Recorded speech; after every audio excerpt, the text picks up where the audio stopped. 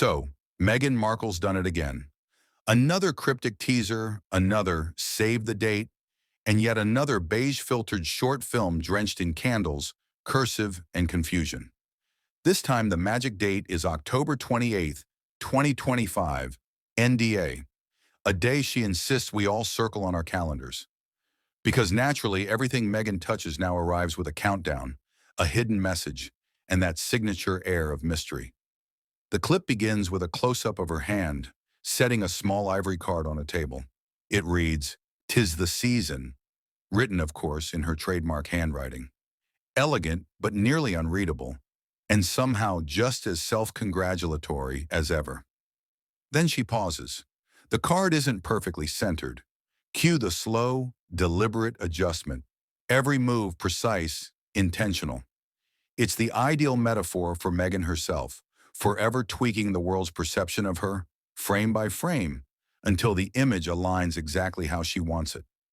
Soft lighting fades in, background chatter hums, and she flashes that well-rehearsed, "I'm just like you" smile, because nothing says authentic quite like a perfectly staged, candid moment shot from 3 different angles. Online viewers, however, notice something different. Not the card, but the sound. That party ambiance? A looped track where the same laugh repeats every 6 seconds. It's the audio version of Meghan's public persona. Expensive, polished, yet oddly artificial. One viewer summed it up perfectly. This feels like a vintage Saturday Night Live perfume ad from 1978. Honestly, you can almost hear Bill Murray whisper, "As ever," by Meghan. The dreamy camera pans, the hazy glow, the dramatic fonts. It's Dior meets Pinterest influencer. But the real intrigue lies in the psychology. Every Meghan project, Archetypes, American Riviera Orchard, As Ever, follows the same formula. Soft focus, self-importance, and a mysterious facade that promises meaning while hiding the emptiness beneath. This save-the-date moment isn't really about Christmas or even the brand. It's about her, how she wants to be perceived. Refined, poised, graceful, effortlessly handwritten perfection. Except, it's October, Halloween hasn't even arrived, and Meghan's already serving Christmas chic. As one commenter put it, starting holiday promos early is one thing, making Christmas last 3 months is another. And here's the irony, she's selling warmth and connection through her lifestyle brand. Yet the family who raised her remains out of the picture. Her father, estranged, her aunts, ignored. It wasn't about the game, it was about finding her light. Before the first inning was even done, the cameras had found them multiple times. It was like a reality show happening inside a baseball game. Then came the fateful jumbotron moment. You could practically feel the collective groan ripple through Dodger Stadium as their faces appeared on screen. And then, the sound, booing. For others, a heavy silence, which honestly might sting even more. Imagine craving attention for years, and when people finally notice you, they just shrug. Harry and Meghan have built an entire brand around being seen, discussed, and photographed. But when they finally took center stage at America's biggest baseball event, the public reaction hovered somewhere between meh and who cares. Prince Harry and Meghan Markle just came on the big screen, and the whole stadium booed them. That's not just bad PR, that's a full-blown PR disaster unfolding live. Let's not forget, this is the same Harry who poured his heart out in Spare, describing how the paparazzi shattered his peace. The flashes, the frenzy, the loss of control. He painted a portrait of a man scarred by fame. And yet here he was, smiling for Getty photographers as though the trauma came with an off switch. One social media user nailed it. He's fine with the flashes when the lighting's right and the angles flatter him. Another joked, "Relax, guys. The therapy's tax deductible."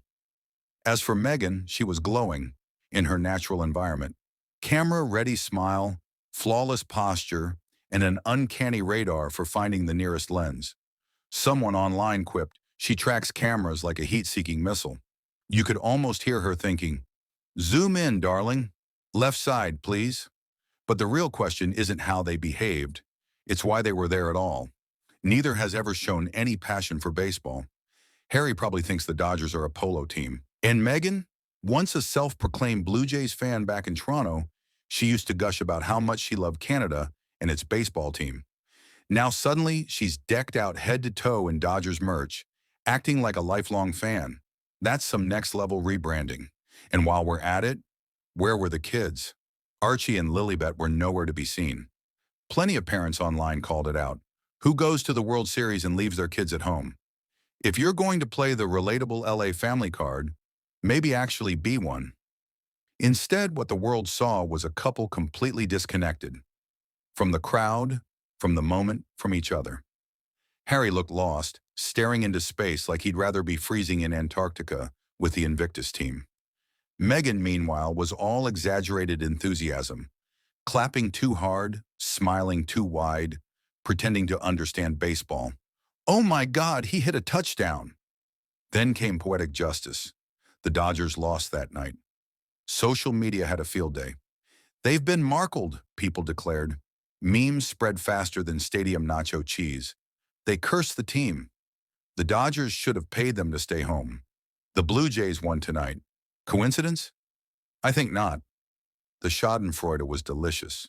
Some attendees claimed there weren't any boos, just silence, which in Los Angeles, the land of self-promotion, is the harshest burn imaginable.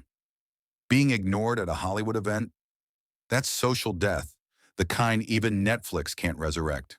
As one fan summed it up, in a city that applauds itself, they got nothing. Brutal. Soon after, online detectives started connecting dots. Turns out, backgrid photographers, yes, the same agency that randomly catches them on every coffee run, just happened to be nearby.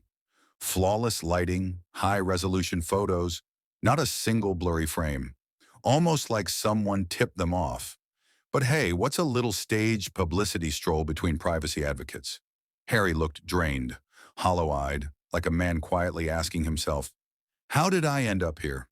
Their outfits screamed LA casual cosplay, matching Dodgers caps, coordinated blue, and Meghan's golden tan glowing like a ring light on full power. One user joked, Meghan looks like she rolled in Cheeto dust. By the seventh inning stretch, it was obvious. This wasn't date night. It was a photo shoot with popcorn props. Meghan laughed too loud. Harry barely moved. Together, they were the perfect picture of PR exhaustion. And honestly, none of this is new. It's just another episode in their long-running series of performative privacy. Every public appearance feels the same. Overproduced, awkward, and strategically spontaneous. They show up somewhere they don't belong, make sure the cameras are rolling, and then act shocked when people notice. Even the audience is getting tired. Let's recap. They sat in front of baseball legends. They were booed, or worse, ignored. They wore Dodgers gear despite having zero baseball history. They left the kids home for a PR stunt. He looked miserable. She looked ecstatic. The Dodgers lost. The internet blamed them. Because in the end, their Dodgers cameo had nothing to do with baseball. It was all about staying relevant.